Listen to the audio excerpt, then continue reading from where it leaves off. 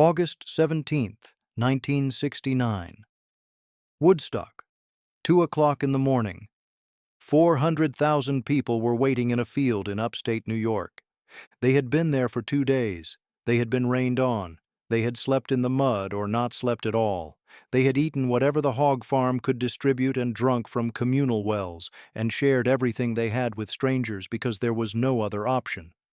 The infrastructure of the most important music festival in American history had collapsed within hours of the gates opening. The roads were gridlocked. The food ran out. The medical tent was overwhelmed. Babies were being born in the mud. And 400,000 people were still there. Still there, in the dark, at 2 in the morning, waiting. Janis Joplin walked onto the stage. She had been flown in by helicopter. The roads were impassable. The only way in or out of Woodstock by the second day was by air. The helicopter had carried her, and Joan Baez and Joan Baez's mother. Joan Baez was pregnant. She was in the final months of her pregnancy, and she was flying in a helicopter over the largest gathering of human beings in American history to perform a concert at a festival that had already broken down in every logistical way possible. Baez wrote about that helicopter ride in her memoir, And a Voice to Sing With. She described looking out the window at the crowd below, the hundreds of thousands of people visible in the Woodstock fields, and being unable to comprehend what she was seeing. The scale of it exceeded what any individual human brain was designed to process. Janis Joplin sat beside her on that helicopter. She was not looking out the window at the crowd. She was looking at Joan Baez, watching her process what was below them, being present for that, not performing anything, just there. They were 2 women in a helicopter in the dark, and one of them was pregnant, and the other one was about to perform for 400,000 people at 2 in the morning, and neither of them knew yet what the night would cost them. Janis Joplin had been told by her manager and her road crew that Woodstock was just another gig. Just another gig was the philosophy she used for every concert.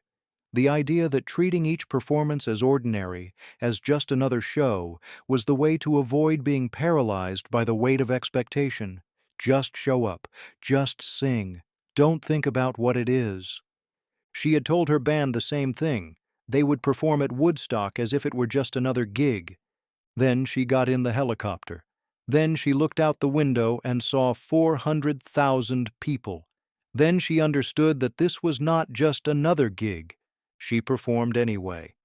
The backstage area at Woodstock was not a backstage area in any ordinary sense.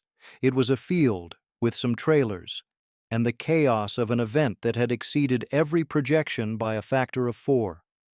The hog farm, the communal group from New Mexico led by Wavy Gravy that had become the unofficial medical and logistical team for the festival, was running what they called a free kitchen, distributing food to anyone who needed it, and a medical tent that was treating hundreds of people for bad trips and injuries and exhaustion. The scale of the need was unlike anything the festival organizers had planned for. Janis was backstage in this environment for hours before she performed.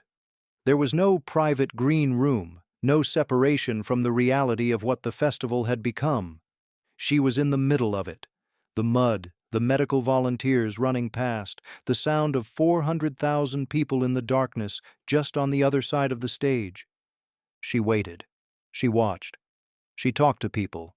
John Sebastian, who had performed earlier, and had talked to the crowd between sets, helping to manage the mood of a crowd that could have tipped into panic or violence at multiple points, described the backstage atmosphere as one where everyone understood they had a responsibility, not just to perform, to be present, to be part of holding this thing together. Janis Joplin understood this. She had been told to treat it as just another gig. Standing backstage in the mud at 1 in the morning, she understood that this was the opposite of just another gig. This was something that required her to give more than the gig, not less. She walked out at approximately 2 in the morning. 400,000 people who had been awake for 2 days and sleeping in the mud saw Janis Joplin take the stage. The sound from that crowd, The wave of recognition and relief and joy from 400,000 exhausted people who were still there, who had stayed, who had decided that the music was worth whatever the festival had cost them. That sound was unlike anything she had heard before. She had performed for 20,000 at Monterey. She had sold out arenas across America. She had played for 7,000 at Tanglewood and made them rush the stage. This was 400,000 people, in the dark, at 2 in the morning, still there. She opened with "Raise Your Hand," then "I Feel Good." "Try just a little bit harder. Work me, Lord." She gave them everything she had. It was not her best performance. She knew it. She would say later that she was not happy with how she sang that night. The hours of waiting, the emotional weight of the crowd, the circumstances, had taken something from the voice. She would eventually ask that her footage not be included in the Woodstock documentary. The request was honored. But she went out at 2 in the morning for 400,000 people who had been waiting in the mud. And she gave them everything she had, even when what she had was not quite what she wanted to give. That is a specific kind of showing up. After her performance, Joan Baez performed. Baez, in the early hours of August 18th, sang to the remaining crowd, the ones who were still there at 3 and 4 in the morning. Later that morning, as the sun began to come up over the Woodstock fields, Janis Joplin and Joan Baez and a handful of other musicians climbed into Joe Cocker's van and watched Jimi Hendrix close the festival. Hendrix played "Star-Spangled Banner" as the sun rose over the depleted but still present crowd. Baez described that moment in her memoir. Two women who had flown in together in a helicopter the night before, watching the most famous guitarist in the world play the national anthem at sunrise over what had been 400,000 people and was now maybe 30,000, the ones who had stayed through everything. Janis Joplin did not know, sitting in that van watching Hendrix, that she had 14 months left. Jimi Hendrix did not know he had 6 weeks. Nobody in that van knew anything, except that the sun was coming up and the music was still happening, and the people who had stayed through the mud and the dark were still there to hear it. Here is what this story asks you. Have you ever shown up for something? Not because you were at your best, not because the conditions were right, not because you knew it would go well, but because the people who needed you to show up were still there waiting.